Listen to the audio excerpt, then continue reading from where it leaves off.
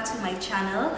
I'm going to be doing a 4-part series on something that's really a popular topic when it comes to psychology, and that's on narcissism.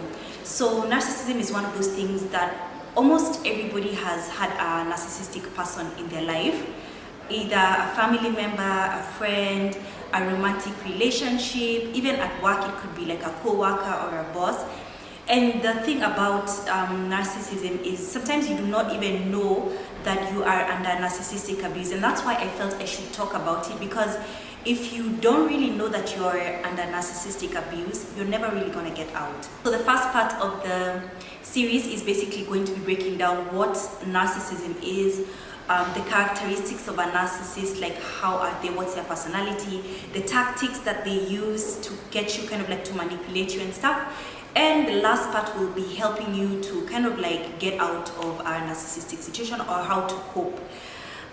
So yeah, this particular video I'll be talking about exactly what the whole dynamic of a narcissistic relationship looks like. So stay tuned. So the first thing about a narcissist is that they don't have empathy.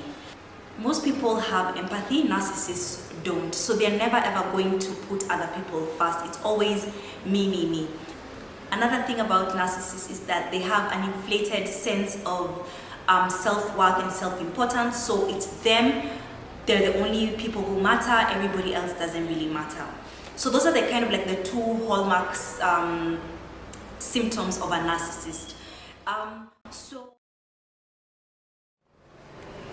So basically the thing about narcissists is that they've got this excessive need to always constantly have attention, to constantly have the limelight on them.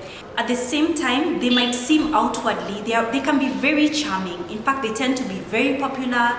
They tend to be the kind of people who know a lot of people. They walk into a room and everybody notices them. But behind this exterior is usually a very deep, low self-esteem. These people, that's why they prey on other people for attention and all that kind of stuff. So the underlying theme behind narcissists is that they have low self-esteem. And usually narcissists develop this low self-esteem over a long period of time. It could be something that their parents did to them, either not giving them enough attention. There are very many causes of things that cause people to develop narcissistic traits. And so we've already seen that the underlying theme is low self-esteem, low self-worth, but then they kind of make it seem like they're very confident and all that. So then now we will move on to see the cycle of narcissistic abuse. So what does the relationship look like when you're with a narcissist? And the first thing I'd like to say is that it's a cycle. So the thing about a narcissistic relationship is that it's a cycle.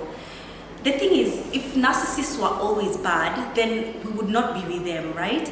But it's kind of like a situation where initially they're really good, and then something happens and you just discover I'm in a relationship with just a terrible human being.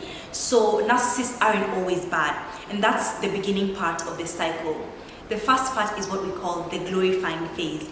So this part of the relationship feels like the honeymoon phase. It feels like the person does what we call love bombing. They are loving on you, they are buying you things, and honestly it feels like the best relationship ever, the best friendship ever, and this can last for a very long time, and that's why we end up being hooked to these people.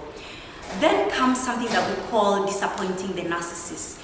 And the way you can disappoint a narcissist is by, for example, standing up for yourself, or just looking like you're becoming a bit confident, or when you take the limelight in any way or form. Remember, the narcissist, everything revolves around them. So if the spotlight focuses on you for even like a millisecond, they get really disappointed, they get threatened, and then that's where the second part of the cycle comes in. The second part of the cycle is called belittling or devaluing, and this one is really progressive. So initially it starts as like small jabs, like small comments, and then it builds progressively and it becomes like more intense, nastier comments and stuff like that. So for example, the thing about narcissists is during the glorifying stage, they were observing you. They were observing your insecurities. They know how to push your buttons.